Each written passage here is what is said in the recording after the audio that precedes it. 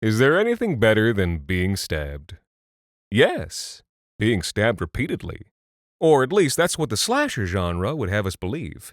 To get to the bottom of this and other deeply complex questions, Jacob and Alexander have sat down with New York Times best-selling horror author Stephen Graham Jones, the foremost acolyte of the slasher working today. They got into a lively and deadly conversation filled with thrills, chills, and horrifying revelations about Alexander's ancestors. Once again, these interviews would not be possible without the support of our patrons on Patreon, so if you enjoy our work, please consider signing up. You'll get access to an ad-free RSS, bonus stories, a behind-the-scenes discussion for every episode, and more. But, for now, Stephen Graham Jones.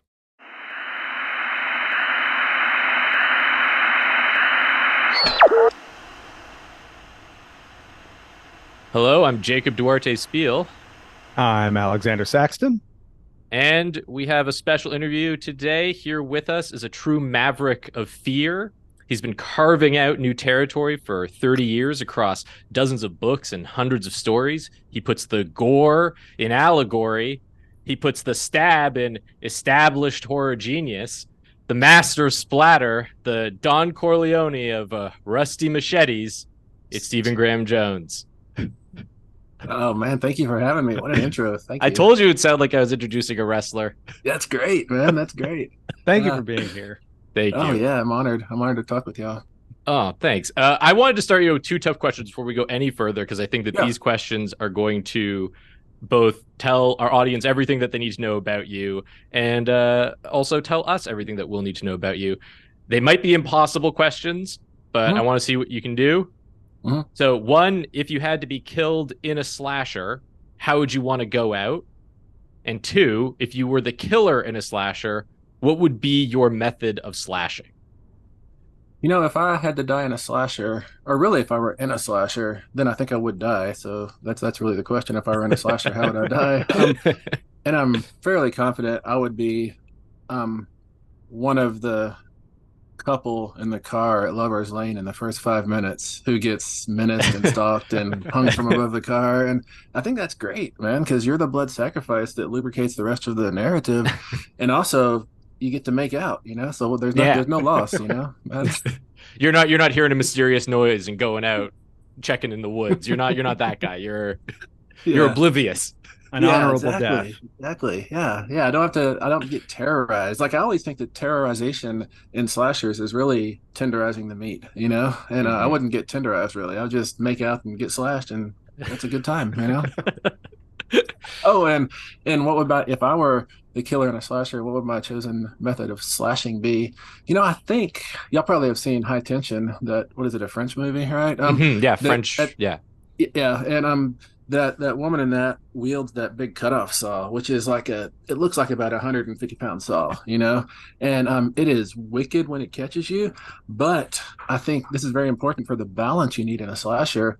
It's so unwieldy that it slows the killer down, you know, so it evens the odds a little bit, and it makes things draw out longer. Because yes, if you ever get bitten by this saw, it's all over for you forever. But as long as you can keep it a steady jog, you can probably avoid the saw, you know? So if you're a slasher, you're trying to create opportunities for people to keep it dynamic on screen. It's got to be fair. Yeah, it's got to be fair. I mean, it's like when you read a Superman comic and they always have to make it fair for the bad guys, the villains, by somehow, you know, exposing Superman to Red Sun or all the things they do to make him weaker, to make it uneven, you know? And it's a better story when Superman doesn't just walk in and instantly own everything, you know? Yeah. That's true. There's not many 2-page Superman comics, but there could be a lot of them if they wanted. Yeah. So now that we've got the hard questions out of the way, for our listeners who might not have read your work or maybe have read only a little bit, you know, how would you describe your writing style and the sort of things that you write about? I think we just gave people a big hint with those last two questions, but yeah. Well, number one, I mean, I do a lot of horror, and my stuff, I try not to shy away from the gore, the blood, the terror, but also, to me, those moments of, you know, blood on the wall, spatter in the eyes, all that stuff, that's really just set up for the tender moments. The tender moments are my favorite moments to write. Like an example would be in my novel from 2012, I think, The Last Final Girl. It's over the top. There's a guy in a Michael Jackson mask who is called Billie Jean running around killing people, you know? and it's just like there's just heads flying everywhere. It's over the top, and there's a horse's head that gets cut off even, you know. But so it's over the top. But my favorite moment of that novel is at a high school homecoming. This unlikely girl has been kind of lured into the homecoming court, and her father is supposed to walk her out at halftime of the big game. And her and her father have like a not a great relationship, and he's a hard drinker, and so she's on that ramp ready to go out and have her moment in the sun, basically. And her father is not there. He's not there, and he's not there. And it looks like this is going to be an emotional downbeat. And then her little brother, who they've been sniping at each other the whole story, he shows up in a suit. He's like 12 years old and she's 17. He shows up on that ramp in a suit that's too big for him because he knew his dad wasn't going to make it. And those are the moments I write for, you know. Oh, that's nice. So why do you shroud them in the blood and the saws then? Because I think the contrast or the 180-degree turn to the almost sentimental or tender moments, I think that those moments hit harder when you have to wade through knee-deep blood to get there, you know. If I'm here in Colorado on the trail and I see a whole field of flowers, you know, columbine flowers, then I'm like, yeah, that's pretty. If I am up on the tundra at the Arctic Circle and I look out, it's bleak whiteness everywhere, but there's one flower growing out there, and that flower means so much more than a field of flowers, you know? Mm-hmm. Well, you know, it's really interesting that you have zeroed in on the tenderness of your work as sort of the crux of it, because when I've been reading your work, what I've really focused on is how funny it is. I really narrowed in on the comedy. You know, the relationship between comedy and horror for Jacob and I is sort of like an old saw for us, because we both started out as comedy writers and then became horror writers. And I'd be really interested to hear what your take is on the relationship between those two genres. Yeah, they're to me, especially the slasher is like, and I think this is in My Heart is a Chainsaw, Jade kind of says it, it's a coin that's flipping through the air, and on one side it's like the theater mask. On one side it's tragedy, terribleness, on the other side is laughter, you know. And that's how the slasher works. It goes back and forth, back and forth, back and forth. And that it, in a broader sense, the way comedy works in horror for me, or humor, there probably is a subtle difference that I'm not aware of between comedy and humor, but it works as a pressure release valve, because horror wants to go climb the steep slope up to a plateau of screechiness, and it does that really quickly. Good horror does that really quickly, but if it stays on that plateau, then we, the reader, become kind of not interested in it anymore, because it's monotonous. It's just a screech for the rest of the narrative. What comedy does, it allows it to be a spiky forward motion. It resets, and then you climb again, and it resets, and you climb again. And I mean, the cat in the closet, like you see it in Alien, Jonesy, you know, that resets us. It resets our tension, and it also keeps us kind of wrong-footed. That we don't know if that's going to be the xenomorph in the closet or if it's going to be Jonesy again, you know. And also, y'all probably picked up on this. Lately, we've had people with comedy backgrounds doing really good horror, you know. Oh yeah, and I think the reason for that is that the tension is the same in comedy and horror. It's tension, tension, release, tension, tension, release. Set up punchline. Yeah, exactly. And sometimes the punchline is a shish kebab through the mouth, like "Happy birthday to me," you know. Oh my God, that's so funny you mentioned that. My grandfather wrote that. Really? Yeah. Oh, that's amazing. That's amazing. I love "Happy Birthday to Me." The like kid with the two little white rats. That my dad had like two little white rats as a kid. Oh wow. Yeah. Oh, that is the coolest. That's the coolest. I love that. I've never ever heard anyone mention that film. And then I was reading like My Heart is a Chainsaw. There's like a reference to "Happy Birthday to Me" like every 10 pages. I'm like, oh, this is amazing. My dad's gonna be so happy. Oh, that is so cool. You know what? And talking to random slasher associations, the chair of my department, you know, I'm a professor at CU Boulder. Yeah. He was in the original Sleepaway Camp back in shit, really? 80s. Yeah, I know. Oh, I watched that really recently. Before I knew that we were, that's actually one of my girlfriend's favorite movies. So we had a blast watching it. Yeah. I also, Alexander, do you want to out your grandfather for writing a different movie as well? Oh, have you ever heard of Ilsa She-Wolf of the SS? Oh yeah, I've heard of that. Yeah, Oh yeah, yeah. he wrote that Yeah. too. I Yeah, agree. yeah, he's Wow. got a whole catalog of B Wow. movies. Yeah. Oh wow, that's wonderful. That And, is and so and if you're cool. wondering if I like grew up in a mansion with all of that happy birthday to me money, the answer is no. What cracks me up about Happy Birthday to Me, which I love it, is the top 10, those students Mhm. that they're like this used to be a staple of the slasher before, probably before Scream 4. It was, I mean, Mhm. that, which is a long time. Um the kids playing these high schoolers were always like 30 years old, Yeah. and that made it like, I think, I mean, number one, you can, I don't know why they got cast actually, but the Mhm. result is that when they die, I feel less sad because I'm like, yeah, they probably did something bad. They're 30 Yeah. years old. If they're 17 and dying, I'm like, but they still had so much potential. And which is why for me, Scream 4 it was good, but it was a different kind of horror because Mhm. these kids looked like they were 17, and Mhm. I was feeling bad for them dying. In the original Scream, I kind of feel that way about about Campbell. It's just like watching Yeah, her run around, and it's kind of like, ooh, like if she yeah, really looks the part, yeah, she it's does. yeah. It's funny you mentioned Nev Campbell. Y'all can see this. People on the podcast can't see it. It's a, I hope people hold it you directly. got Uh-huh. you got It's Ghost it's Face signed Mask. by Nev Campbell. Somebody just gave Oh, it to me cool. yesterday. Yeah. That's so nice. It's also because of your background sort of phasing in and out of reality in Oh, it almost an is. unsettling Oh, way. oh Alexander, you man. got to send him a shish kebab signed by, I Yeah. guess, you. Yeah, Yeah, sure. that would be Dig, great, dig up man. my granddad, use his hand to Yeah, sign the shish kebab. and send it to Colorado. Yeah, yeah. I was just gonna say, I think you're right about this, like the relationship between comedy and horror being this like Mhm, spiky sort of thing. And what you were mentioning about Jonesy, I was thinking the exact same thing about, mhm, when the killer turns out to be a cat in the closet or whatever. mhm, It's that is itself a joke. Like that is Mhm. a joke, and it's all about, when you're saying like tension release, to me it's like expectation and then subversion, yeah, expectation and subversion. And the yeah, difference between comedy and horror is that it's whether that subversion is going to be a scare or a joke. Really, like, is it going to be a exactly. punchline or is it going to be someone dead? Exactly. I was in like a doctor's office years ago, and I was just reading some random doctor magazine, which they probably don't call it doctor magazines. They just call it magazines, I'm sure.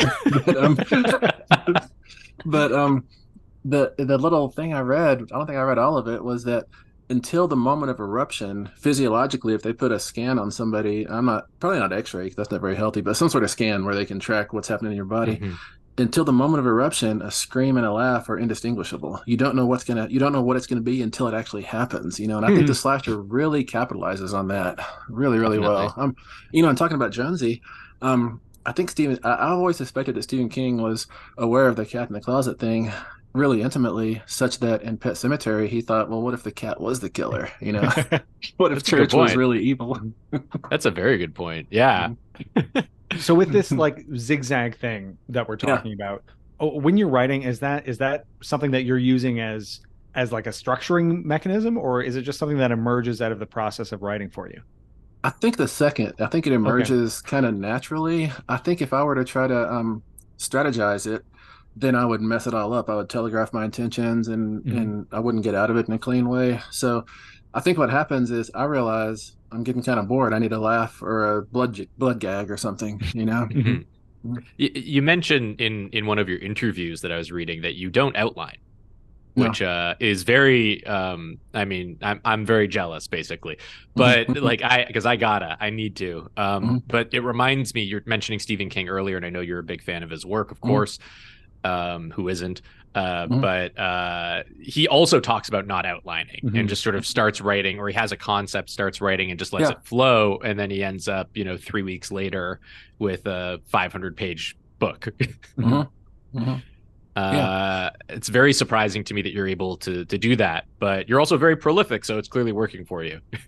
I mean, it's a lot of work to write like that because I really think that people who world build or outline and people who don't do that get to the same place. Mhm. It's Mm-hmm. just it's different routes to get there. Mm-hmm. Like if I think of the story terrain as an island, like somebody who outlines or world builds or both, they before they ever set pen to paper for that first sentence, they know the socioeconomic history of this place. They know the climate. They know where everything is. They have a map of it in their head and probably written out somewhere. Me, I just parachute down into a big blank space, and I have to walk around to find the shore, and I have to walk around to find the dead ends, and I've in the caves, the mountains, all that. At the end of the project, I've walked across the whole island, and it's all like Technicolor come alive behind me as I step into it, you know? And so we've gotten to the same place, the people who plan and the people who don't. It's just I think to me it feels like more work to do it the way I do it. It feels less efficient because Yeah, I do go down a whole lot of dead ends, you know? yeah. I was going to say, does that process of exploring the island look like doing 10 drafts of something before you Yeah. find the right It way kind of through? does, yeah. Yeah, it does. And it involves erasing the last 15,000 words, which kind of hurts. Hmm. But I really feel like those 15,000 words that I have to delete, they function as kind of like a strange attractor. They still exert a gravitational influence on the narrative, even though they're invisible and absent, Hmm. you know? Well, I I like. make the point to people that they're like whatever pre-work you do, whether it's outline or writing a Mm, draft and deleting 15,000 words, it's mm, like the cranes that build skyscrapers. They're not there when the skyscraper's done, but they built it. Like they're Mhm. yeah, part of it. yeah, for sure. I I totally like to agree. think of it as like in oil painting, how you paint over everything again and again and again, and Yeah, it's the yeah, the 10 layers of depth that gives you it does. the Yeah. finished feel. And talking about drafting, I've always felt that you write your first draft with your heart, and then you in revision, that's when you use your brain. Mhm. Like thinking to me is totally not helpful for writing because all it Mhm. does is make me second guess my decisions and feel the weight of all these other eyes looking at it, and that's not helpful. Like what I try to do is just in the first draft, I tell myself I'm writing for my 16-year-old cousin who is stoned 24 hours a day, and he's gonna giggle at everything I say, you know. Mhm. So it's all golden, and I can just burn through and get something down on the page, and then when I come back to revise it, I can say that G through M is kind of stupid. Mhm. I can probably get from F to N a lot more efficiently than that, the revision is really, I mean, it's taxing, but it's super rewarding because it's nice to see the threads come together in ways that I Mhm. didn't actually plan, you know? Mhm. Mhm. Now the real So question is, does that 16-year-old cousin's parents know that he's high 24 hours a day, or did you just out him through our podcast? Yeah, man, he may be 17 now. I don't know.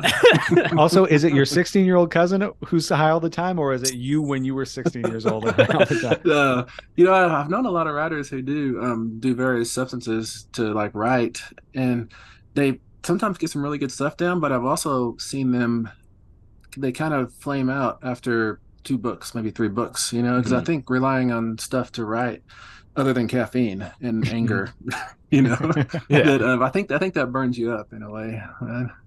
With the the Stephen King driving in the fog approach. I Mhm, mean, Stephen King, Lord love him, he has some books that just sort of, mhm, don't they don't arrive at their mhm, destination. mhm, mhm. With that sort of instinctive approach, how do you end up with something that feels tight and focused? Is that just the horrible effort of like revision and revision and revision?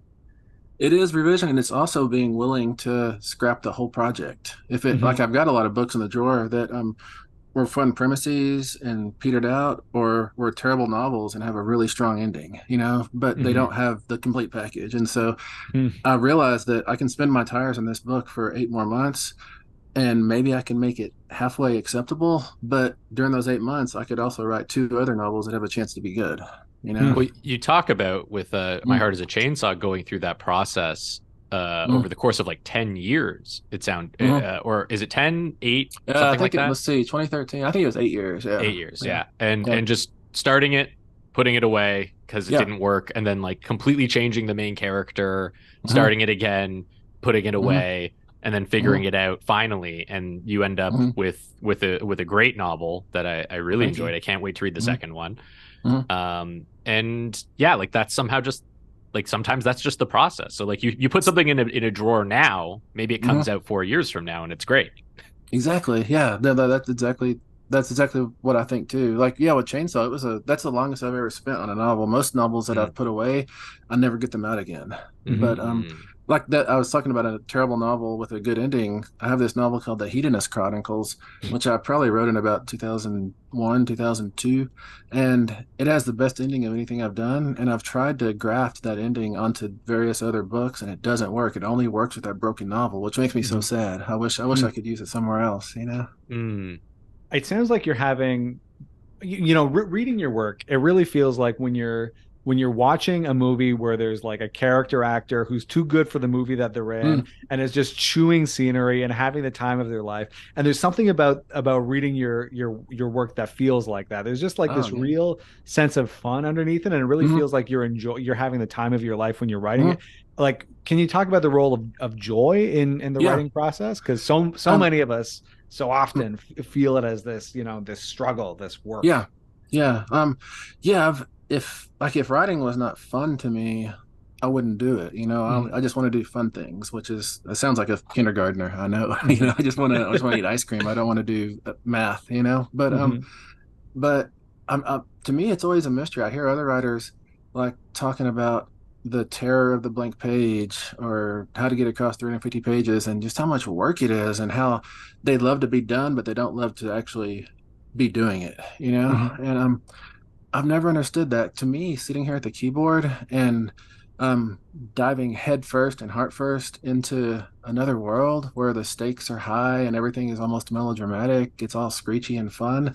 That is, I call that playing with dragons, Mhm. and I would much rather play with dragons than mow the lawn. Like, Mhm. I feel like I write to hide from responsibility and to hide from the senselessness and violence of the real world, Hmm. which is probably, I should like, maybe I should focus my efforts to try to make the world a better place in some fashion. But I'm a wimp, so I just write.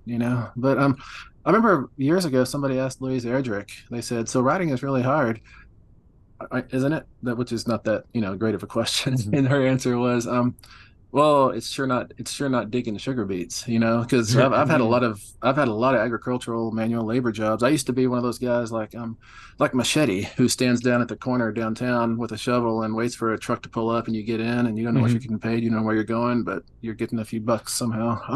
I've done a lot of that kind of day work, and that's actually work. But Mhm. sitting Hmm. here and playing with dragons, that's just fun. I race to Mhm. it. It's not it never feels like a chore. I guess that's what I'm saying. To me, writing is never a chore. Sometimes it's a slog because I'm in a story quandary or I've got notes that I'm having a hard time incorporating. I mean, that can feel like work, and that's not always the Mhm. most pleasant. But But I that's try to not writing, focus. that's revising. Yeah, that's revising. Yeah, Mhm. and but what I do in those slugs, those revision slugs, is remind myself that this is going to be rewarding in the end. It's going to Hmm. get to a product that's better than it was. You know. Mhm.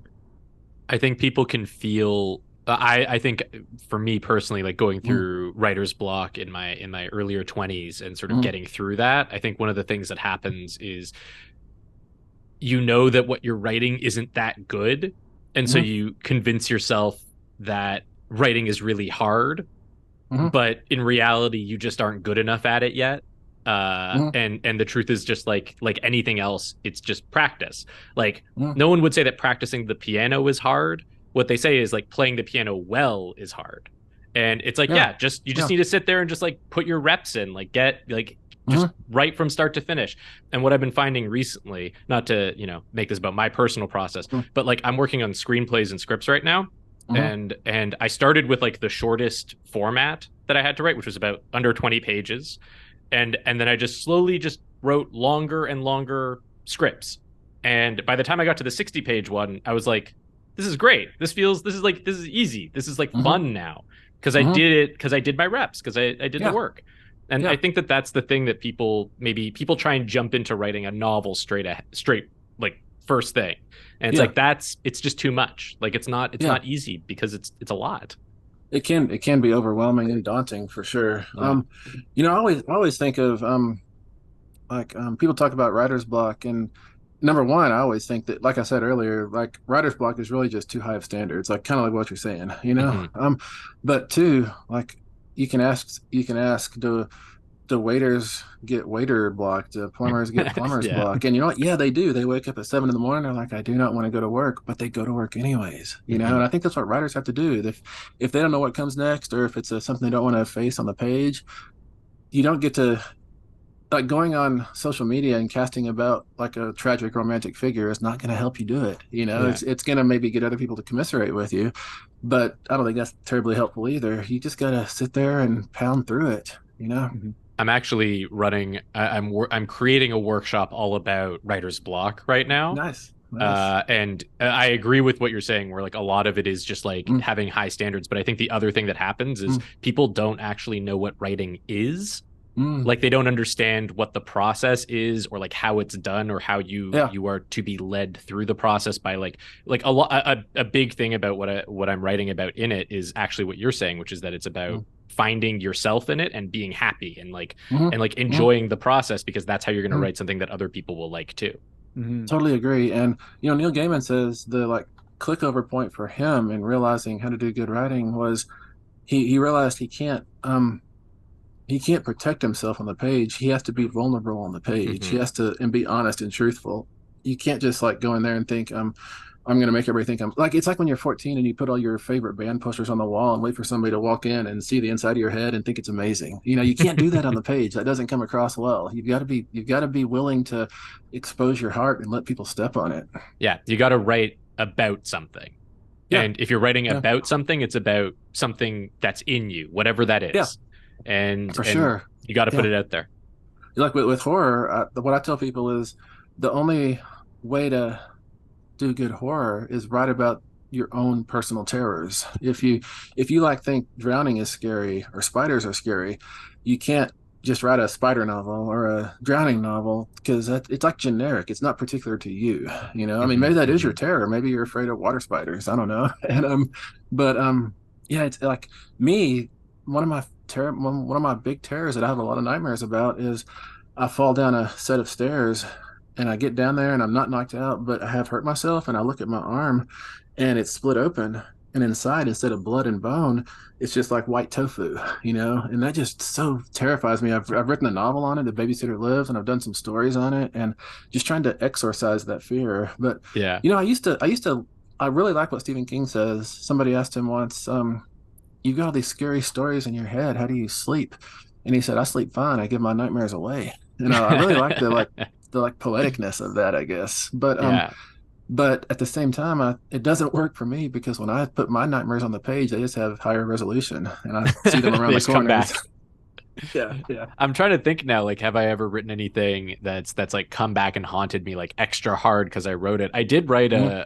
I am scared of heights, and I did Oh, write something about the fear of heights, but like tied it mhm. into some other things that I'm also scared of. Good. Yeah.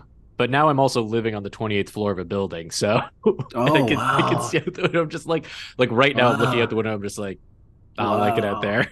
Wow. This balcony's getting zero use. Let me put it that way. Wow. Yeah. Do you remember that old Gary Larson cartoon about that doctor's oh, there's some drilling going on. Sorry about that.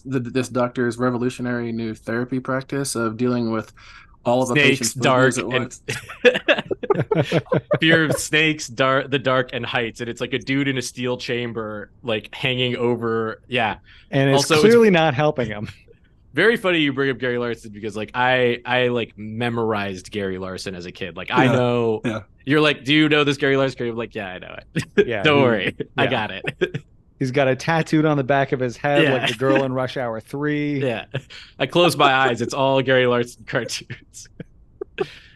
Uh, I heard that he's got a new book coming out. Is that right? Oh, he's been. If you go on his website, he's got some new comics up. Nice. Yeah, Nice. I don't know if he's got a new book, but definitely new Okay. comics up there. He's Man, yeah, just and they're still just as good as he was before. It's like the that's man. amazing. Yeah, That's it's like amazing. Jordan coming out of his first retirement. He's just like just as good as he Wow. was. Nice. Nice. going back for a second to what you were talking about, like, picking sugar beets and doing that kind of Mhm. agricultural work, like Mhm. that's really the world of your stories for me, is this Mhm. sort of like, it's this like world of rural poverty. And now that you're like Mhm. a university professor, there's this big change in class status there.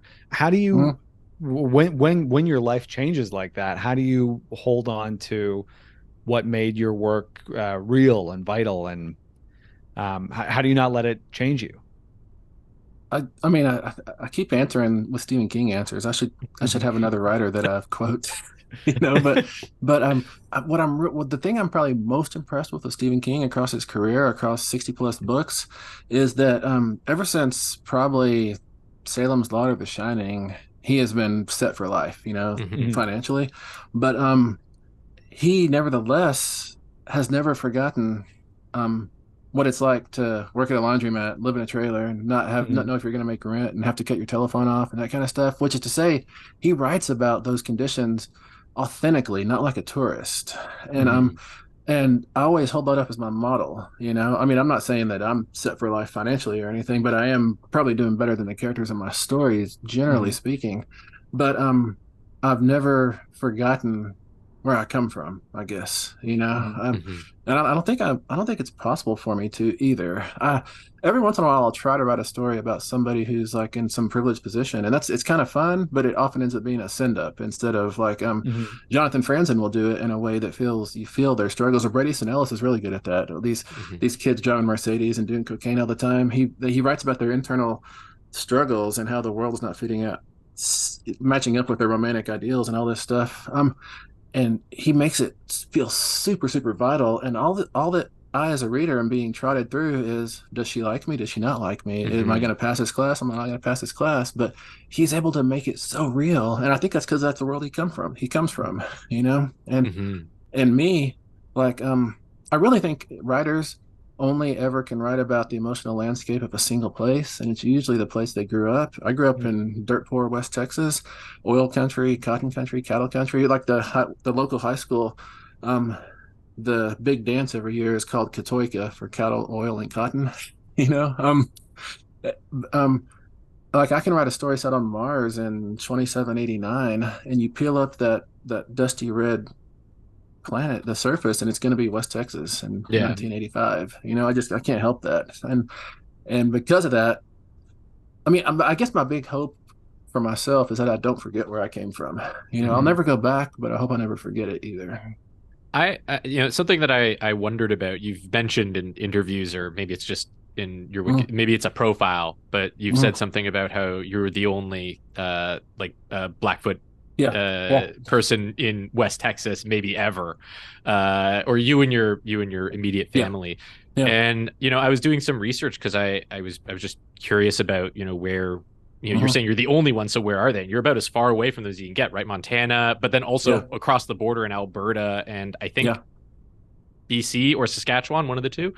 Okay. Did you ever have like as a kid, did you ever want to go visit? Maybe you had relatives there, I'm not sure, but was it ever like a place that you would reach out to or go to? Like, was it sort of like and what was your connection? Because I think, like, I'm Jewish, and there's a thing that people always talk about where this idea of like going to Israel, and like I have a lot of problems with Israel, like a lot of problems, but going there is always this thing that you're supposed to want to do. It's supposed to be like a second home, and I really wonder if like what your experience was, knowing that you had a bunch of people that were you were quote unquote connected to living across the country. Yeah, no, I mean, I guess I started going to the reservation in Montana probably when I was 11 or 12. That was my first time, and I've been going regularly ever since. But it was quite eye-opening to me, like going from being the only Blackfeet at my school, or the only Native at my school, period, to going up to a place where every face looked like mine and where my cousins looked just like me. It was really it's really nice not to be weird, if that makes sense. Yes, it does. And like I was just up there 2 or 3 weeks ago, and it was just it's just so comfortable, and yeah, I mean, lots of people talk about like an ancestral homeland, like what you're talking about with Israel, and I do think there is something to that. And my question with it always is it something actually like that's in our muscle and fiber and souls and minds, or is it something socialized into us? I'm not sure, like if you're told from like really, really young age that there's this place, and then you finally go, well, of course it's going to feel like home. Yeah, exactly. Yeah. I don't know, man. That place for me was England, and it sucked there. So. I mean, but they hate it too, so maybe so you were experiencing the true feeling of a homecoming, the real thing. I was sitting at a table in Spain with a couple of people who are from London, and I was supposed to go to London in a week or two or something. And I said, I can't wait to go to London because I hear the food is bland, and I love bland food. I love like I don't really. It's not that I don't care how food tastes. I just don't want food to taste exciting, or I think food is just fuel you put in your body, and you should get it over with in 5 minutes and go do something else, you know. And so I told them, I said, I can't wait to go to England because I hear the food is wonderfully bland. And they were quiet for a bit, and then one of them said, "That is the sickest burn I've ever heard on London in my life." Wonderfully bland. This is why he produces so much writing. He's not busy eating like me. Yeah, he's not busy cooking like I am. Yeah, I fucking love food. Yeah, I'm making food all the time. Oh man. I just really, you know, this past year I was in Virginia with who? Sarah Langan, Grady Hendrix, Paul Tremblay, maybe somebody else. And for the first time in my life, when I was 51 years old, I tried a corn dog, and it was pretty good. I liked corn dog. I never knew I liked corn dogs, you know. And that's the beginning of the end of your writing career. That is totally. I agree. Also, in the past like 18 months, I've experimented with putting like a shake or two of pepper on my scrambled eggs, and oh my god, and it's a little crazy, and it's like hot in my mouth, and then my stomach is hot for like 2 hours later. So I'm not going to do it a lot, but I can do it if I have to. If I'm in a situation where I'm in a prison and they put pepper on my eggs, I think I can eat them, you know? I was about to suggest if you really, I want to I don't want to blow your mind or anything, but there's this thing called furikake, which is a Japanese like spice mix thing. Oh, it's wow. one of the best things to put on eggs, and I promise you it's not spicy. Oh, okay. Furikake. Yeah, wow. I'll email your publicist the spelling. I actually wanted to because this is very interesting because like you're talking about how much you don't care about food, but something that I notice in your writing, you have a very good, and you mentioned it just earlier about like being in Colorado, walking out in the meadow, seeing a bunch of columbine flowers, and you were like specific. You said didn't just say flower, you went back and you changed it to columbine flower. You really reference flora and fauna of regions that you write about, and it's a big part of the specificity of your work and this richness. I know you don't. I know that you don't outline, but do you research this kind of stuff, and is that part of your process? I don't research much at all. I far prefer to lie convincingly, you know, and it's really fun for me to like push things that feel true into the world and then people believe them, you know. Like in one of my books in Demon Theory, I remember I have a little footnote about how Phil Collins wrote that song In the Air Tonight about having watched Jason Voorhees drown in Friday the 13th, you know. And I slipped it in like fact. And then I was having lunch with somebody a few years ago, and they mentioned that. They said, I never knew Phil Collins was a slasher fan. I like had to lean forward and say, you know, I made that up. But no, research is not what I'm good at nor interested in. However, this comic book I'm doing, Earth Divers, because it's all centered around and structured by Christopher Columbus's first crossing of the Atlantic, I've had to do a lot of research on that, and that has been a completely different ride for me. It's been really productive too. It gave me a scaffolding to kind of follow. And the second arc is about the Declaration of Independence, right at the moment of signing in early July 1776. And so I had to look up all the players and all the tensions and everything. And it's really weird for me to do research, and I think it's teaching me that I should keep things set in about the 80s on, because I know that stuff. I don't have to look that stuff up. Well, you know? but you do have like a lot of awareness of you know, I and Alexander and I were talking about this right before the call, but we were talking about how, you know, there's like the depth of detail to what you're writing, and you say that you don't do research, but you clearly know at least some of the things that you're talking about extremely intimately.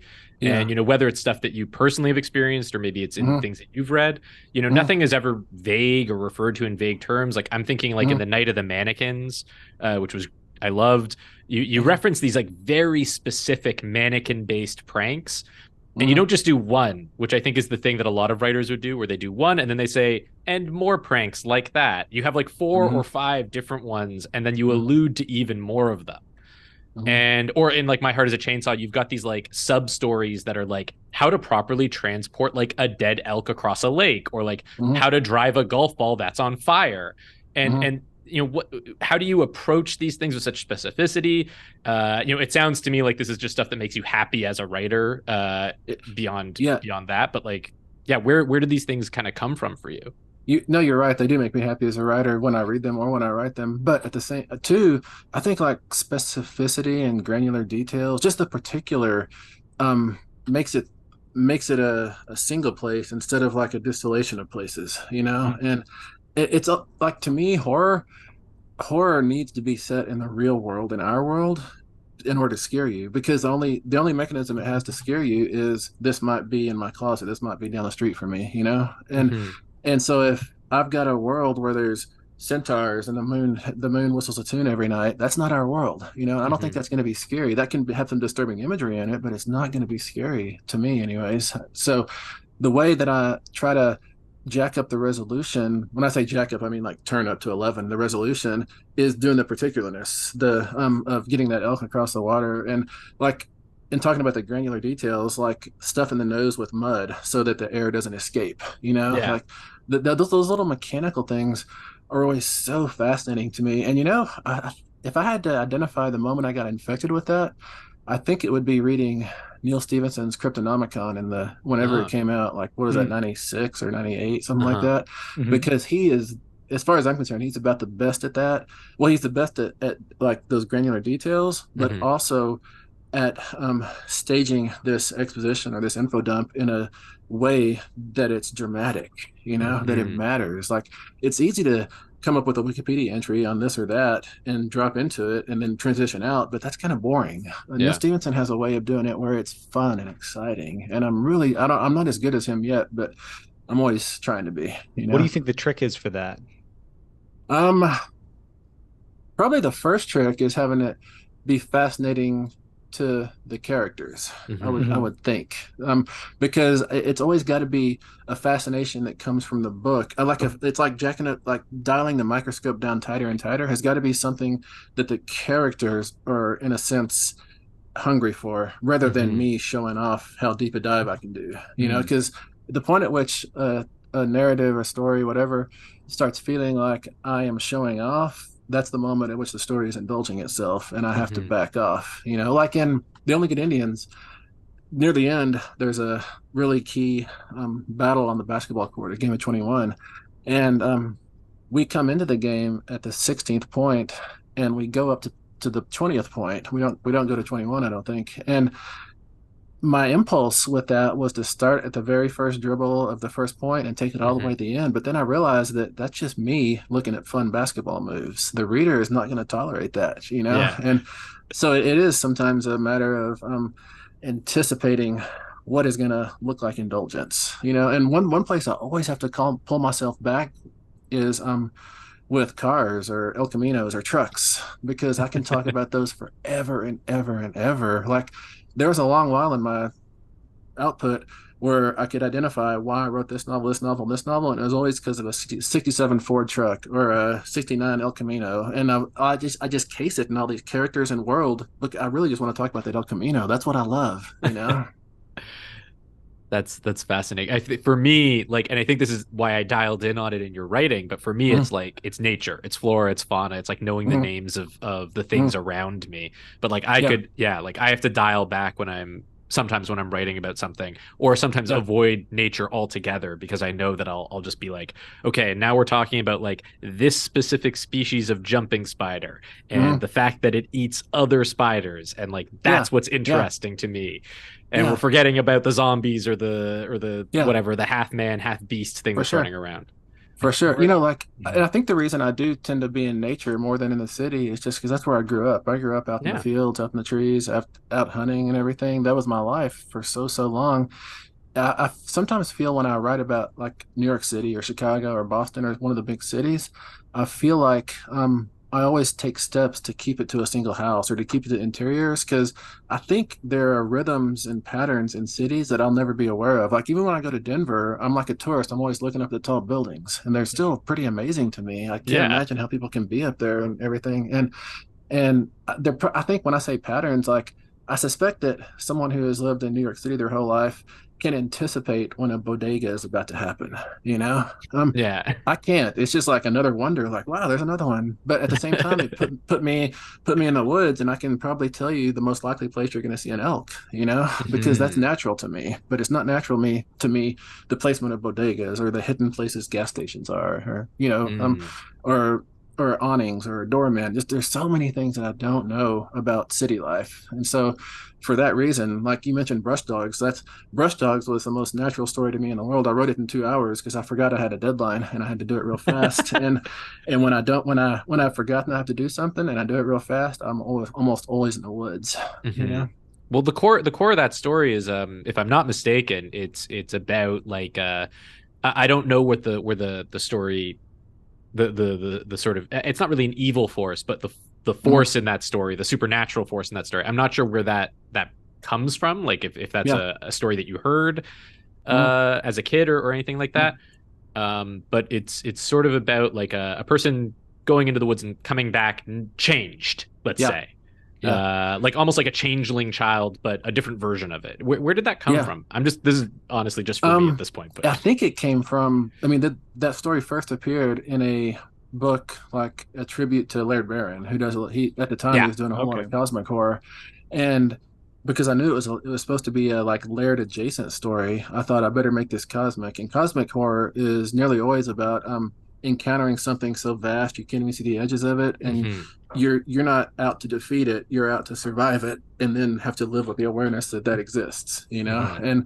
and so I also don't know where the malignant force comes from in Brush Dogs. I just know that they saw a ragged edge of it and it did this to them, you know? Wow, that's dark. It's a great story. I think Well, it's on thank like you. Nightmare Magazine's website. So Probably, yeah. anybody wants to listen, or I think you can also listen to it, but anyone wants to read it, I that's where think it is. so, yeah. Yeah. Yeah. Well, So I wanted to bring this back to slashers. I'm yeah. really enjoying this very detailed writing conversation, but Well, uh, so Well, I let's think get to it's the a real shit, yeah. Let's get to the real shit. Let's get to slashers. You can't, listeners, you can't see this, but Steven is wearing a shirt that just says slashers on which it. is honestly a bit on the nose, but I like it. I just think it's a really unique choice for anybody to work in. Like, and you yourself mentioned this in I think multiple texts, multiple interviews, multiple books, but that it had its golden age in the '80s, and then the permutations of the slasher since then have been sequels or remakes of popular franchises, or they're kind of, they're postmodern, they're commentaries on the genre. Scream, New Nightmare, Cabin in the Woods, American Psycho, even. While it is its own kind of slasher. I'm just curious, like, what draws you to it in the modern era? Like, what is it about it right now that feels good to you, I and good think to your what, readers too, for that yeah, matter? thank you. I think what it is I feel a distinct unfairness in the world. I keep Mhm. seeing people at various podiums on the news, and they'll say something terrible or do something insulting, and they just walk away, and Yeah. bullets, like everything bounces, washes right off their back, and that to me would not happen in a slasher. In a slasher, like in, what is this? Is this Friday the 13th? It might be six. There's that caretaker for a cemetery who drinks all the time. He's in the cemetery at night, and he finishes a bottle and throws it over his shoulder, which is to say he's littering, and he doesn't hear it hit, and he looks around, he's like, what's going on? And sure enough, if Jason's there, he's caught the bottle, and he kills the heck out of him for littering, which is probably overkill. I don't think you should necessarily be eviscerated for littering, but I think that, like, when the slasher first happened in the well, I mean, starting in maybe 74 or 78, but the 80s were the heyday for sure, the Yeah. golden age. I feel like they were all kind of parables tailor made for the latchkey generation. All these kids coming home from school who were on their own to deal with bullies at the park or intruders in their house or whatever. Their parents were not there. In slashers, parents are never there, or if they're there, they're Hmm. useless, like in Nightmare on Elm Street. And I think, I mean, that was part of the reason we had that first golden age, and another reason was it was the height of the Cold War, and everybody had moved to the suburbs away from the cities, and that I think the slashers reminded us that there is still terror, you know, that you look out your bedroom window and you see Jason out there in silhouette in the moonlight, and he's got a machete that rises up. But I think for a lot of people, it wasn't a machete, it was a missile, you know. I think that's what the slashers were really, they were reminding us of. They were tailor-made for the latchkey kids and for their parents. They were reminding them that total destruction is still right outside the window. Just moving 30 miles outside the city does not necessarily make you safe. But yeah, nowadays I think the I don't know, the social function of the slasher is to let us imagine a world in which things are brutally just, you know. And the slasher is a justice fantasy, and I don't think I want to live in the slasher world, but I like to imagine that sense of fairness anyways. Yeah. So how can you keep a slasher from feeling preachy then? How, like, you know, if the slasher is this sort of like really kind of like didactic form, how do you keep it from being just like a morality play? A big part of it is the fun factor, you know, just keep the people giggling and screaming. But yeah, you know, coming out of the 80s, a lot of people's distillation of the slasher were that they were morality plays, because these kids having sex, doing drugs, whatever, they were always getting chopped. But I've always subscribed to what John Carpenter says, which is, yeah, Michael kills people when they're in bed, but it's not because he's punishing them for having sex. What's he's really just an opportunist. He's like, well, they're naked, they're distracted, they're wrapped in sheets.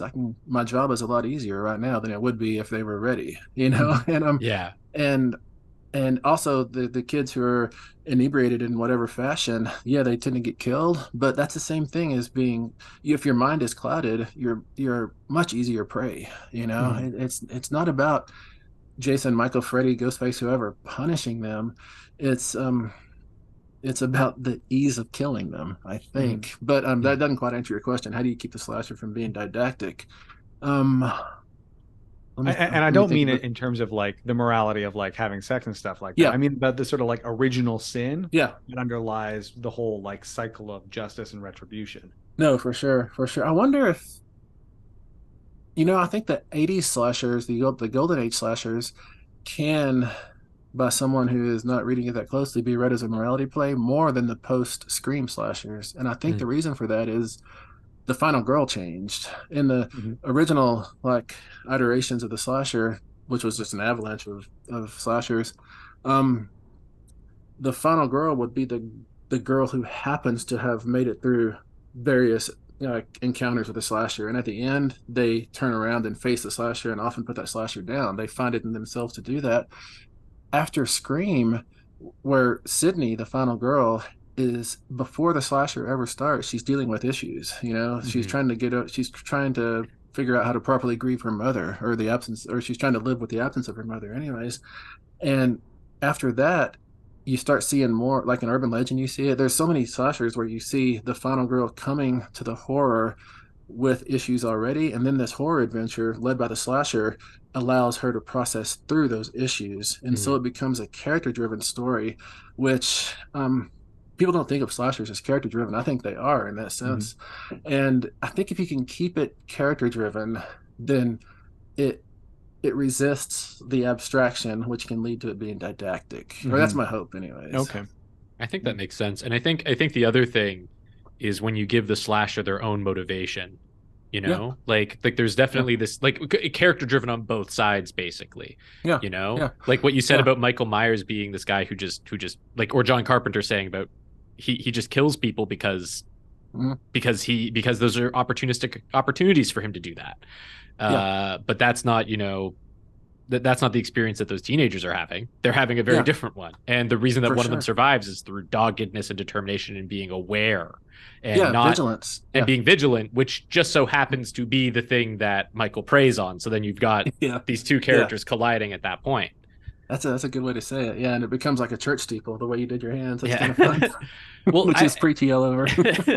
Well, I was thinking also about, you know, a really good example of what you're describing is Nightmare on Elm Street, where you have like almost 3 different character driven arcs there, where you have Freddy, who's trying to avenge himself.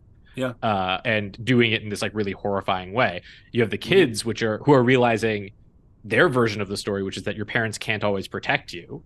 And even if they try and succeed in one way, they'll fail in another. But then you also have the parents' perspective, which is that they can't protect their kids, which is its whole own version of a horror movie. That's a good point. Yeah. And they're That's all like just kind of Yeah. it's like, and they're all character driven. They're all moving in the same direction. And that movie really doesn't feel didactic at all. It just feels like scary. It just feels like a good horror movie. Yeah, and it that movie takes a lot of left turns too, and I think those left turns like that seem to be out of nowhere, but that fit the basic like those three narratives you're talking about. I think that's another way to keep the reader like wrong-footed, and when you can keep the reader wrong-footed, they don't know what's going to happen next. Then I think they have a more difficult time extracting a morality, a lesson, or something. Yeah. And or they're able to at the very least interpret it through their own lens, which always makes it feel more the work feel more complete because you have to sit and think. Yeah, if you can make the reader or the audience complicit in the creation of the horror, then you've got them. If it's happening in their head without you having to say it, then that's what you want, man.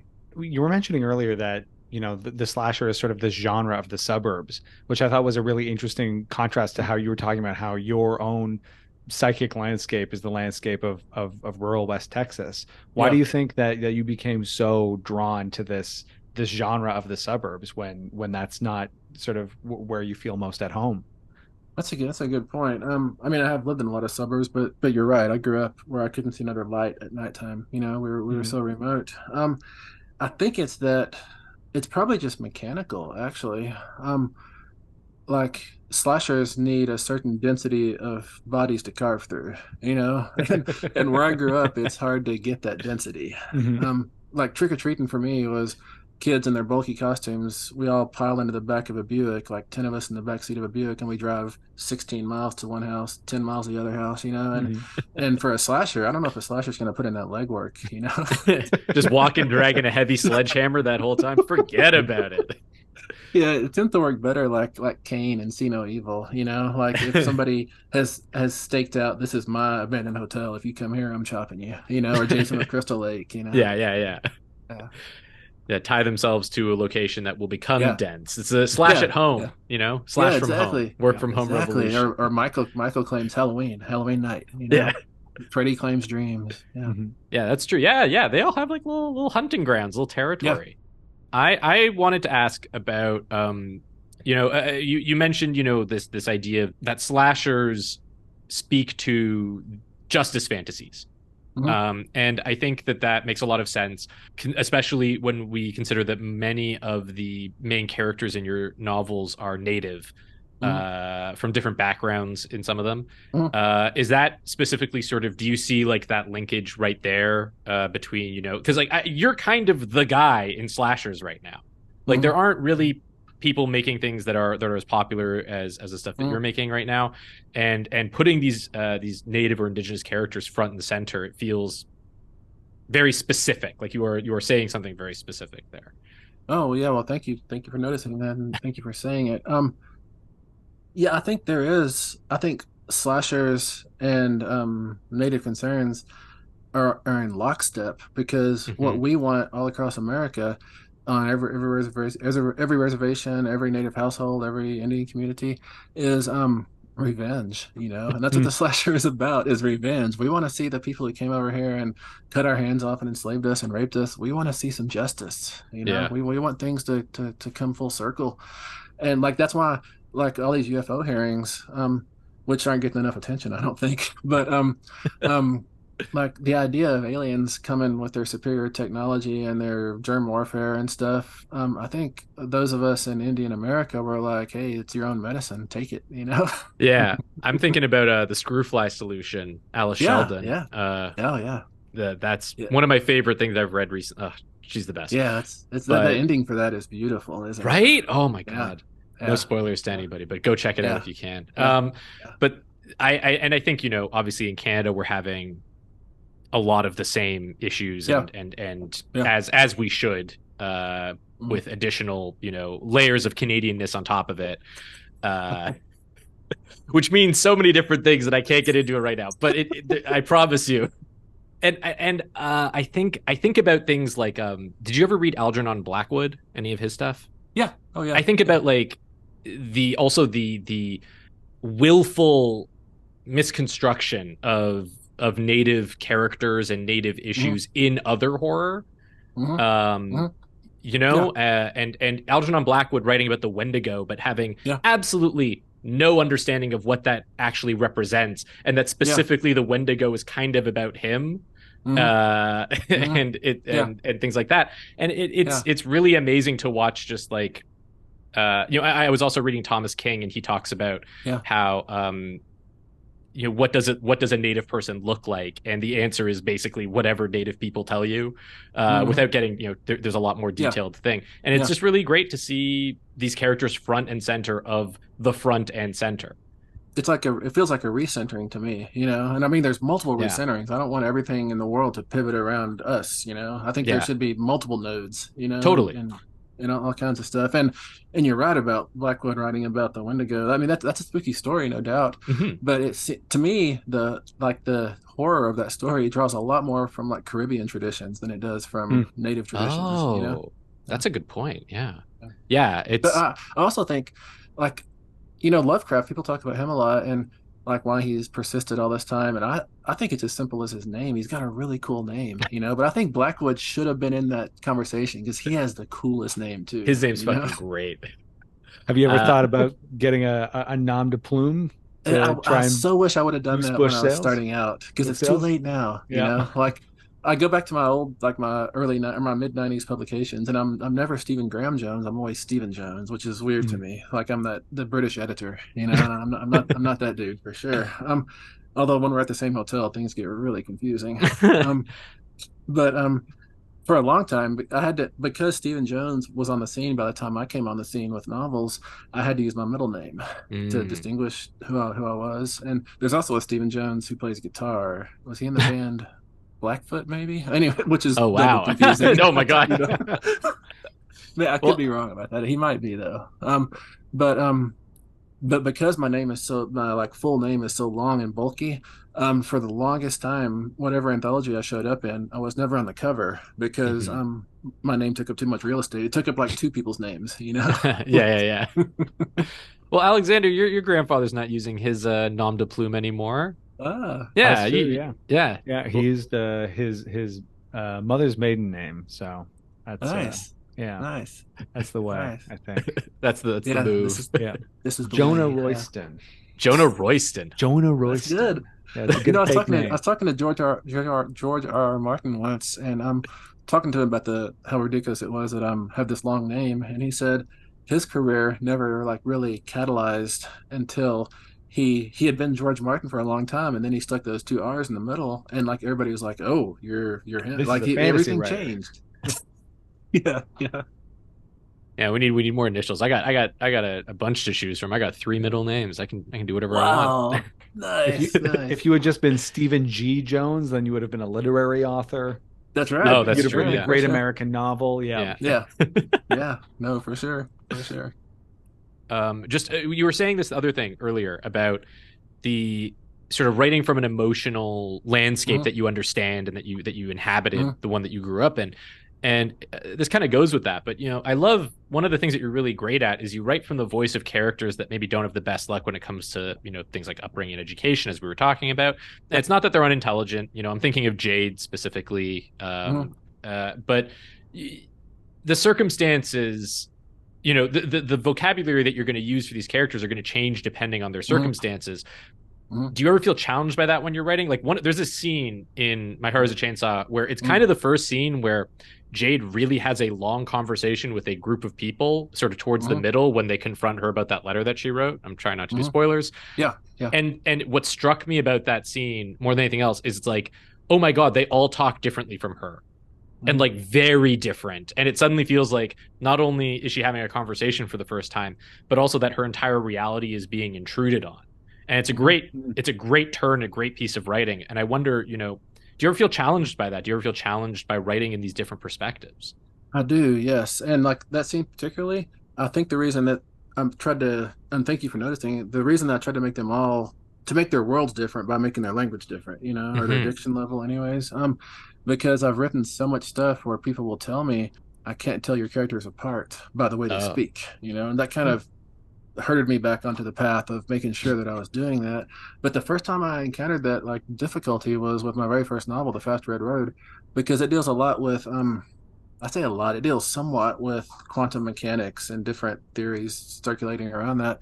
And my character in it is an indentured stagehand in the porn industry, you know. And I'm not saying that an indentured servant in the porn industry can't have a high diction level, but he had also not gone to school and all this stuff. And so how is he going to talk about this? And I guess what I did in that case was I kind of went back to my own high school experiences where I rarely went to high school. I'd always be doing something else. Like one semester I had like 84 truancies and there were only 82 days in the semester. I don't know how that happened. You know? But where my mom would find me was behind a box in the garage reading physics books because that just fascinated me so much, you know? And so I had to, instead of dialing his vocabulary and like thought down, I just went back and changed his upbringing kind of, or his past. I found that's always a like I'd rather do the work to establish that somebody knows this stuff than to not allow them to know it, if that makes sense. Totally, yeah. And I think that's the beautiful thing about writing is everything is mutable, everything can be changed, and you can if you're trying to tell a certain kind of story, you're trying to communicate something specific, you can just tweak some knobs, you know, to hit the TV because it's staticky, and then all of a sudden it's working. Like exactly. That's also the biggest difficulty I've encountered with writing comic books, because I'll get to issue 6 and I realize I should have done something in issue 2, but issue 2 has been on the shelf for 3 months and I can't do it anymore. And I can't. Oh no. Maybe somebody else can come in and retcon it, but I can't do it at the moment. And so you're locked in with comic books. You know, when I first started writing Earth Divers, I asked my friend Daniel Kraus, whose book Whalefall is coming out here like immediately, and I asked him because he had just done a little limited series called The Autumnal, which was really good. And I said, how did you do that? How did you keep it all in your head and month by month? And he said, oh, it was easy. I just wrote it all at once. And I thought, oh, that's the way to do it. Just write the whole arc at once. Yeah. But of course I didn't do that. I had the solution and I didn't even use it. You know? That's how it is, isn't it? You're like the final girl in the slasher who throws the machete away. Yeah, exactly. You gotta hold on to it. I know. You got to bury that axe when you're 11. Yeah, exactly. I so love you. You already talked about Cabin in the Woods earlier. I so love it. My favorite moment of that movie, I think, is when what's her name? Dana, the main character, when she has got I think it's a knife, in the basement. She like gets it and it's like this can be a weapon, but then back in the control room, they hit a button and it makes a little shock in the hand. Yeah, that's right. Yeah. You know? And you'll blink and you'll miss that moment, but then you understand why Laurie throws a knife away after she stabs Michael in the neck with that crochet or knitting needle, whatever it is, you know? Yeah, she's not supposed to have it. Yeah. I wanted to ask you a question about you're technically Dr. Stephen Graham Jones, unless Wikipedia is wrong. And as you were talking about, you teach. I believe you do teach creative writing, but also I assume other courses as well. Yes. And I know I went to University of Toronto. I actually studied science. Alexander was in philosophy, history, and I knew a few of the profs who taught creative writing. And they were all just like mainly literary fiction people, authors, or taught in that style. And I'm really curious, as someone, how do you approach teaching this as someone who works in the genre space and who does great work in the genre space? And when I say literary fiction, I just want to be clear. I'm talking the style. I'm not talking about the quality. No, you're totally right. I remember I was on faculty at a different school probably about 2001, and we had a job candidate come through, and he gave his big talk, and it was on comic books, and I was like jazzed. I could not be more thrilled because I've been in the comic books forever. And I went to the meeting where we would all discuss, this prospect, and 2 or 3 professors stood up and said, this is an absolute no. We are not letting comic books into this program, and that just hurt my soul so much. And yes, ever since writing programs came around in probably the mid-70s, there has definitely been, I guess I'd call it a prejudice against commercial or genre writing, and kind of a celebration of I don't want to be insulting because I love a lot of literary fiction, you know, but fiction that doesn't engage werewolves or spaceships or elves, you Yeah. know. Michael Chabon Those wrote this thing where he talks about how like literary fiction's great, but like mm, imagine if that was the only thing that anybody could write yeah. in. And it's Oh like man. eventually you would just get tired of it. And like Mm. that's No, all that there really needs to be said. you definitely would. But like, you know, My Heart is a Chainsaw, I originally wrote the first draft of that novel in 2013 because I had read Jeffrey Eugenides' The Virgin Suicides so many times Mhm. that I finally started wondering, what if I were to use this really deliberate delivery method for a story that was actually exciting, you know? Don't get me wrong, I love that novel, but it would be so much more exciting if there was somebody in a mask with a machete, you know? I think that makes any story better. So I sat down and I wrote the first version of Chainsaw like that, you know? So I get a lot of ideas from literary fiction. I just actually published a literary fiction story 5 days ago or something. You know, I still mess Mm. around in that. The trick is literary fiction, unless you're like at George Saunders level or something, um, doesn't bring in the same advances or royalties as Nope. commercial or genre fiction at Hmm. all. You know, and which isn't to say that I'm doing genre just for the checks. I'm doing genre Or because that's that the my first checks are love. great in genre. Yeah, no. And you know, when I came to grad school, I like when I was a philosophy major, philosophy English major, Mm. and I never planned to go to grad school. I was just going to go back home and farm. That was my only life plan ever, was to drive a tractor. And because when I drive a tractor, I can listen to the radio, and that makes me happy. You know, I don't really need more than that. But and also I can wear shirts without sleeves, which I like doing. Um, but Get tenure, then you can my do it anytime you want. yeah, no, man, yeah, um, I my professors convinced me to put out applications for grad school, and I reluctantly put in one to philosophy school, one to English school, just to satisfy my professors. And then the English school got back first and said, "Hey, you can get free tuition if you come here." And you know, so I said, Nice. "Well, I can delay farming for 2 more years," and that happened again with my PhD. But the deal I made with myself going into these programs, because I kind of had a sense what they're going to be about, was you can only do it if you go in ninja mode, which is to say, if you go in to steal all the craft techniques you can to port them back to the Western, to science fiction, to fantasy, to horror, you know. Mhm. And while I was doing all that work, I did get kind of diverted onto the track of like Thomas Pynchon, John Barth, all those Mhm. those big doorstop books that are impossibly dense and don't totally make sense, but they're beautiful and wonderful, and I still love them. But for a while, I forgot that my beating heart that got me here was genre, you know? And so Mhm. I wrote my novel, The Fast Red Road, in 98. And I realized that even though it's got like 40-foot tall coyotes and submarines in New Mexico, all this stupid, absurd stuff, that it wasn't quite genre. It was more like Mm. Donald Barthelme kind of cartoonish, if that makes sense. Mhm. Which I don't mean to put myself in the same plane as Donald Barthelme, but it was kind of trying to access that same story space, Yeah. anyways. And so the second novel I wrote was Demon Theory, which came out in '06, but I wrote it in '99. And because I had to go back to where my heart was, you know, I had to go back Mhm. to the genre. Mhm. And yeah, you're right. There is a lot of resistance to genre writing in writing programs, which is largely because the professors, nearly to a person, don't write genre. Mhm. They not even crime usually. I mean, I do know a few crime writers who are professors, but rarely do they ever write horror, science fiction, fantasy. And Mhm. used to on my syllabi for writing workshop, this was probably from 2000 to about 2008, I guess, 2007, somewhere around there. I would always have the very first statement be, in this class, one of your submissions is going to be a genre story. It can be Mhm. a pirate story, it can be a zombie story, it can be a space alien story, but one of them is going to be genre, because I thought it was my duty to teach them to write things they could get paid by the word for, so they could get some money, you know?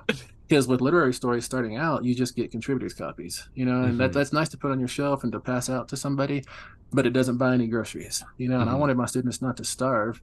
Mhm. And from 2000 to 2007, every first day of class, there'd be hands going up, and they'd say, "This first thing, you mean I have to write about pirates?" And I'd say, "No, it can be an alien." And they would say, well," and they would get up and walk out. I would usually lose 3 or 4 people that first day. Wow. They would just like make a statement and walk out of class, you know. That's And wild.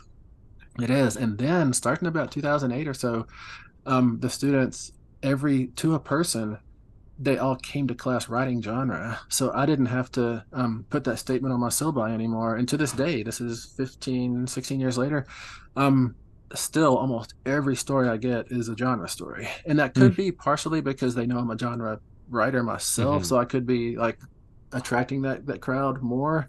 Hmm. And I don't. I tell them they can also write literary. I don't say you have to write genre because literary can be great as well. But I don't have to put that statement on my syllabus anymore. There's been a big like sea change in the world. I don't know. I don't really know what's happened, Mm. but something has happened to make things to me better. Is there some, how do you teach differently than people who are teaching the literary fiction course? I think I expect more output than most people. Like my undergrads have to write a novella over the course of the semester. My Wow. grad Okay. students, or the intermediate, has to write a novella. The advanced have to write a novel. And if you don't, Mm. that's like a pass fail project. If you don't write a novella or a novel, then you fail the class. And Wow. have had people be on the verge of graduation and they have 16 family members come and they don't write the novel, so they don't get to graduate. Damn. You know? Wow. You're like the slasher of professors Yeah. writing. And also count I've never trusted my ability to objectively grade a piece of art, to say Mhm. this is a B plus story, this is an A minus story. I don't really trust Hmm. myself to make that distinction. So what I do instead is I grade on mechanical correctness. Like and I have a list of things that I walk them through in the first week so they know it as well as they can. And one of them is direct address commas. They're going to lose 5 points off a 100 point, possibility for every direct dress comma they skip. Like, hey Bob, I'm over here requires 2 commas around Bob, Hmm. and so for some reason people don't know direct address commas, and so I often end up with students who come out of their first submission with negative 20 points, so they can't get better than an 80 on their next one, and they usually don't do that. So I really want to send people out in the world at least being mechanically correct and Hmm. somewhat clean, because that's the first thing an editor looks for is, do they make mistakes? Is this person going to be a lot of work for me? And if you're a lot of work for them, they're less likely They're not to. going to read it. Yeah. Yeah, exactly. Yeah. Yeah. Like when editors go through, sorry, that's my dog. When editors go through slush piles, they'll have 50 stories in their desk. They don't dive into that slush pile looking for gold. They dive into Hmm. that slush pile looking for reasons to throw this one over their shoulder, you know? Hmm. Yeah, it's a classic. Like with screenplays, you got to have big things happening within the first 10 pages, Oh, exactly. not because it's necessarily good for the movie, but because if you want anything to get made, Yeah, people have to be hooked enough to keep reading. exactly. And that dynamic is only intensified with movies being released on streaming, I think. Because Oh, used to, you'd totally. have to walk out of the theater and argue with the manager for your money back. But nowadays, you just have to hit a button, you know? Yeah, that's very true. Yeah, yeah, yeah. No one wants to give up that $12 easily. They want to. Yeah, Back in the day, they'd actually try and see if there's anything good for them yeah, there, yeah. force themselves to sit through it. Yep. I think we're getting to. I think we're over time at this point, but I do want to ask before we. Sorry. You got to get back to writing. You got 10,000 words to write today, I'm sure. Uh, but I wanted to just before we go, I wanted to ask, are there any horror or non-horror books, movies, stories, anything that's been inspiring you of late? Anything you'd like to Yeah, plug from yeah. other authors? Yeah, I just now finished reading Brian McCauley's Curse of the Reaper, a slasher, which was really Okay. good. And I Okay. think Mhm. just yesterday I finished Josh Winning's Burn the Negative, another slasher. It was really good. Mm. I'm currently reading Chuck Tingle's Camp Damascus, which is a blast so far. That dude really knows his way through a line. And next up on the queue is Christopher Golden's The House of Last Resort, I believe. I'm Mhm. excited. I don't know when it comes out, but I always trust Chris's stuff. He's really competent. Mm. But is Mm. Chuck Tingle's Camp Damascus as good as Chuck Tingle's Slammed in the Butt by My Own Butt? Yeah, no, I've seen all those covers and I have not read those, and I probably should, It's because I he's I've good. I've Yeah, read a couple because I back when they very first yeah, started to like get some yeah, attention, I read a couple and I was like, oh, this is just like very competent, funny writing. Like this is just yeah, very well done. yeah. It's not as ridiculous as the title. It's just I imagine as good as I imagine he's only gotten better, is I guess what I would say. Yeah, yeah. Yeah. No, and man, Camp Damascus, I'm really digging it so far. I'm Uh-huh. completely Mhm. impressed. And the important thing for me is I'm learning stuff. Yeah. I love Mm. to see how other writers pull off tricks that I don't know how to do yet. And I can like port some version of that out and plug it into my own work. What's a trick from Camp Damascus that you've caught on?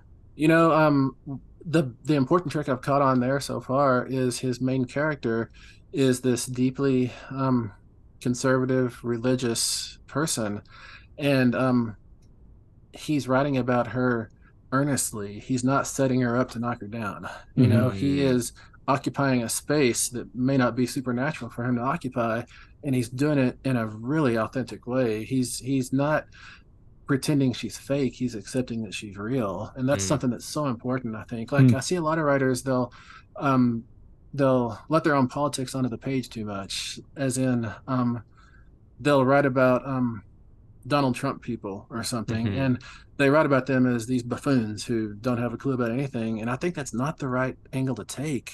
Hmm. That's not flexing the empathy muscles that fiction is supposed to flex for us. You know, mhm. Hmm. we should look at people who are not ourselves and try to. I mean, I'm not saying we should necessarily cross cultural lines or anything, but we should try to crawl into the headspace and heart space of people who are not ourselves, you Yeah. know? And I think the world only gets Hmm. better when we do that. Yeah. It's just people struggle with that because they know that, or they think that those other people are not doing that for them. Like Yeah. they're not like, Yeah. if you're not going to crawl into my headspace, why should I crawl into Yeah. yours? And then no one's ever crawling Yeah. into anyone's headspace. I know. I know. Yeah. Somebody's got to make the first move, you know? Yeah. Yeah. Something I always wanted to point out that I really just like zeroed in on while we've been talking that I really like Mm, is that you're always mm, talking about how you like learning, like how mm, you're not complete as a writer mm, yet. And I think that that's mm. such a good attitude to bring into the creative Thank you. process. Yeah. Like I always, sometimes for whatever reason, I go back and have to look at something I wrote 20 years ago. Hmm. And I realized 20 years ago, I had tricks and muscles that I no longer have, you know, and now I Hmm. have Hmm. new tricks and muscles. But to me, it feels like writing technique, talent, craft, whatever you want to call it, is like a beaker or a cup, Hmm. and you fill it up with the like how to do this dialogue, how to do this transition, and you have all Hmm. these little tricks, and it gets full, such that the next thing you learn, you pour it in, something else splashes out, you Uh, know. And so there's more tricks and technique than you can hold in that beaker, and you don't get a bigger beaker, you know. And so yeah. you're Hmm. never going to be complete. You're always going to be having to learn new stuff and relearn stuff that you used to know. You know, that's the way it is with me, anyways. That's the Sherlock Holmes line where that's why he doesn't know that the Earth revolves around the sun because he's like, Mhm. if I hold on to that piece of information, I lose something else, and Oh, neat. it doesn't help him as a detective, so he threw it away. Oh, nice. Uh, I never heard that. I like that. yeah. Yeah. So last question: what are you Mm, working on these days? We talked a mm, little bit about it, and is there mm, anything that you know what? I'm gonna ask this question a different way. Usually, I just say, yeah. is there anything you want people to check out? But is there Mm, like if you could have all of our listeners read one thing that you've written, mm. what would that be? That might be an impossible question, but I'm curious to hear what you Yeah, say. that is hard. Man, I think the Only Good Indians would be a good starting place, Okay. probably. I Hmm. worry. I mean, I love Chainsaw and Reaper. Don't get me wrong, but it's kind of the deep end of the horror pool, you know, a little Hmm. bit. Hmm. And Good Indians tricks you that this is going to be a shallower pool, and it's not. But it tricks you into thinking that. Hopefully, you know.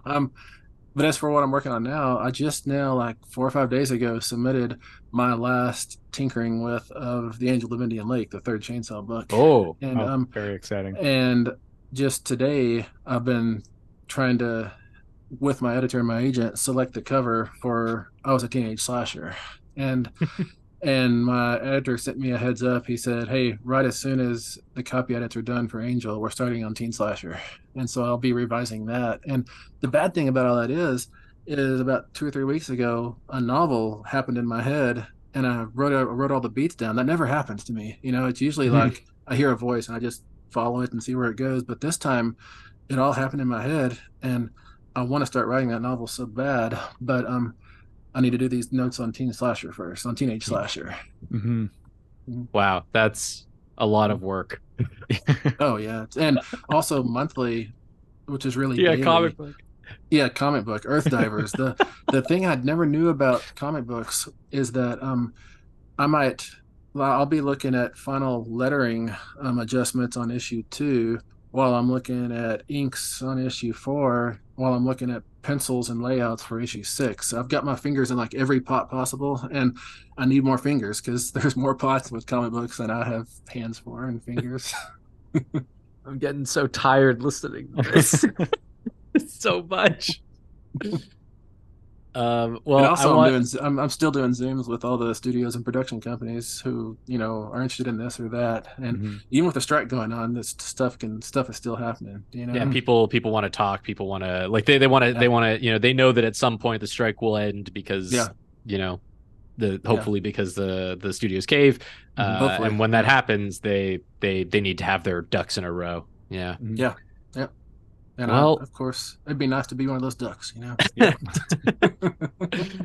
Well, I mean, it's been a genuine pleasure. It's been such a fun time talking with you. I feel so excited and energized. I want to go and write a slasher, which I've never done before. Wonderful. This is great. Wonderful. This has been great talking to y'all, man. It's nice to talk to people who are enthusiastic about fiction, stories, the world, horror, slashers. You know, it's just it's so exhilarating for me. Right back at you, man. It's the best. So we'll say goodbye to all the listeners. Thank you so much for listening, everybody. Check out everything that Steve mentioned. You can rewind. I can't remember it off the top of my head, but go back. And also Only Good Indians. Only Good Indians, I know. But there were a bunch of other stuff too. And also, happy birthday to you is out somewhere, Alexander. Yes. Get those royalties. It's been in theaters 30 odd years ago, and you can find it on DVD in like the back bin of a store, of the only store in your town that still has DVDs, and like the part at the back where like the fluorescents are kind of flickering and there's a weird smell. You can probably find it there. Call your local AMC and threaten them until they put it on the big screen. Yeah. All right. Okay. Thanks, everyone. Thanks so much. Thank you.